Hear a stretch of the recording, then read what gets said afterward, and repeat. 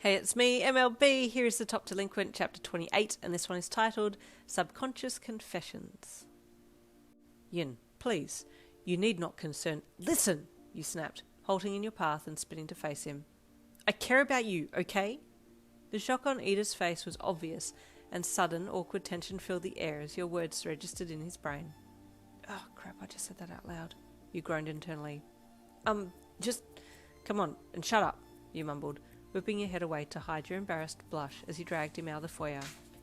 The doctor is this way, Iida said softly, trying to pull you in the direction of the doctor's quarters, though you obviously had no idea on where on earth they were as you aimlessly marched towards the servants' sleeping area. Your house is too damn big, you mumbled embarrassedly. Iida smiled, watching as you turned and dragged him in the right direction this time. Left, Iida said as you came to a fork in the path, and then right. What am I, a horse-drawn cart? You huffed. Most certainly not, Iida replied, mortified that you would compare yourself with such a basic mode of transport. It was a joke, you deadpanned to him as he stopped in front of the doctor's office. I do not have time for jokes when it comes to telling you how wonderful you are and how much I value you, Iida said with soft sternness. Your adrenaline spiked and you kept looking away. Yes, a voice called as the doctor's door swung open. Young Tenya, what brings you here? Please check his arm, you said bluntly. This idiot took a beer bottle to the arm multiple times to save me. A valiant yet foolish move, the shriveled doctor said. Iida hung his head. Must I repeat the words of Melissa Ma? The doctor added with a twinkle in his eye. No, sir, please, Iida stammered nervously. Very well, the doctor commented.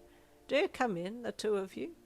You tried to usher Iida in first, but he refused until you had entered ahead of him. Melissa Ma? You wondered as Iida took a seat at the doctor's examination table.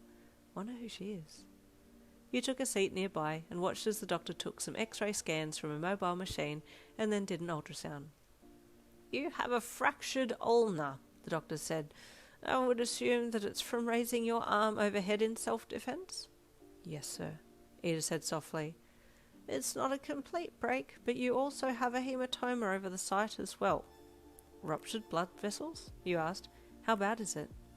I'll arrange for treatment with the physiotherapist here, Dr. Hawamacha said. She is very good and will disperse the lesion quickly. Okay, he said softly, looking at Iida, who refused to look at you. How is the pain, Tenya? The doctor asked him. Minimal, sir, Iida lied. Your hand is shaking violently, Dr. Hawamacha stated bluntly. Here, take these and get to bed as soon as I've bandaged your arm. They are fast-acting, and I don't want you to fall asleep on your way back. And I'm not strong enough to carry a heavy ass, he added with a smirk. Iida took the pills from the doctor and threw them down, taking a glass of water that was offered to him to sip it and clear them. I'll just apply a holding cast for the fracture, the doctor said. It should heal in 6 to 8 weeks. Swiftly the old doctor pulled out all the equipment he needed and strapped up Iida's arm, preventing any unnecessary movement that would otherwise do more damage. Now rest, the doctor commanded, and no more heroics. Yes, sir, Iida replied softly as he stood up and bowed. Okay, Kung Fu, let's go, he said as he took his good arm and led him from the doctor's office. I am quite all right to get to my own room, Iida said as he was dragged from the office. I have a very strong constitution, and I doubt the drugs... Yo! You laughed as you looked back at him. You good? Mm-hmm, he hummed, staggering and swaying as he hung his head heavily. God, hell, you grunted. What the heck were those drugs, bull tranquilizers? He mumbled, his body careering off to the left.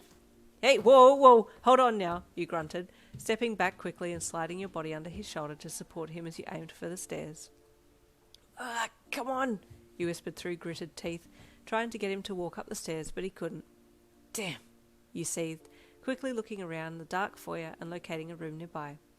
Okay, you useless lump, over here, you grunted, straining to drag his ever-increasing weight as his consciousness slipped from his grasp.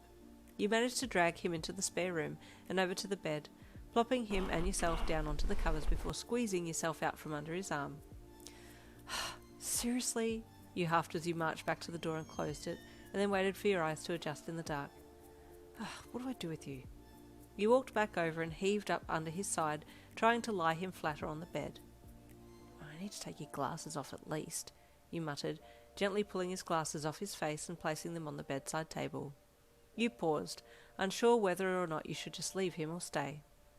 I should probably stay, you thought as you walked around to the other side of the bed and climbed up onto it. Nothing's going to happen because he's passed out. Not that I'd want anything to happen anyway. Pfft. You gingerly pulled the covers back and slid underneath, leaving him lying on top. Oh my gosh, I'm sleeping next to Iida, you suddenly thought, scrunching down under the covers a little in a flustered manner. Oh, that's right. I need to look up that saying by Melissa Ma. You looked over to Iida and blinked as you looked closer down his side, seeing if his phone was possibly in his pocket. Thankfully it was, and you gently slipped it out, opened the internet browser, and then typed her name in to see what would come up. Your eyes widened when you saw the quote. Love makes you foolish. It makes you throw every bit of logic away, do stupid things, do dangerous things. Your heart rate increased as you read it over again. Does Iida really love me? As you lay there, Iida stirred beside you and rolled on his side to face you, his lips moving as he whispered something. Don't go, Yin. I don't want to be alone without you, he whispered. I need you. You teared up, feeling like the words that he had just said were the exact reflection of your feelings towards him. I'm not going anywhere, you whispered back to him. And there ends chapter 28. Stay tuned for chapter 29 coming tomorrow.